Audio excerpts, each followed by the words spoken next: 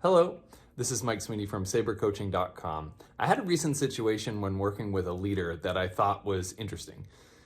He talked to me about his team, and he said, I really need this team to work hard on developing their areas of weakness. And I feel like most people believe this. I don't agree, and I just want to share a little bit about this situation. So the impact of people working on their weaknesses, although that sounds logical, is they don't really feel good about their job and how they work, and they end up in a deficit mindset. And it's okay to share feedback and where people need to grow, but if the focus is only on that area, they end up addressing those areas of weaknesses with low energy. And it doesn't give them the opportunity to work at their highest and best use. And in some cases, they might not get any better. So I recognize that this is a bit controversial, and I'll throw a caveat in there. There's a difference between weaknesses and career derailers. And typically when I'm working with leaders and teams, I encourage them to focus more on strengths.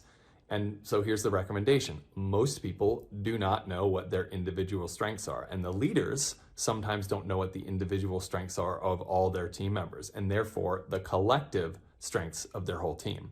So the recommendation I'd give is spend some time thinking about what your individual and the team member strengths are. Take the Strengths Finder, ask other people, because often they know what their strengths are more often than an individual will. And spend some time in reflection about what your individual highest and best use is. And maybe don't have them work on the weaknesses. I just recently finished a course where I focus a bit on this counterintuitive concept of working on strengths. There's a lot of research and writing on it from Clifton and Marcus Buckingham. And if you dive into the Strength Finder or Now Discover Your Strengths, you'll find a lot of research on it. But I focus this section of the course on practical tips to address and identify individual strengths, and then team member individual strengths, and then collective strengths as a team.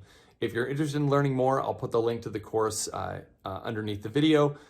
If you disagree with this point of view, feel free to comment. Love to have some back and forth. Like the video if you find it valuable, and subscribe if you want to hear more things like this in the future. Have a good one.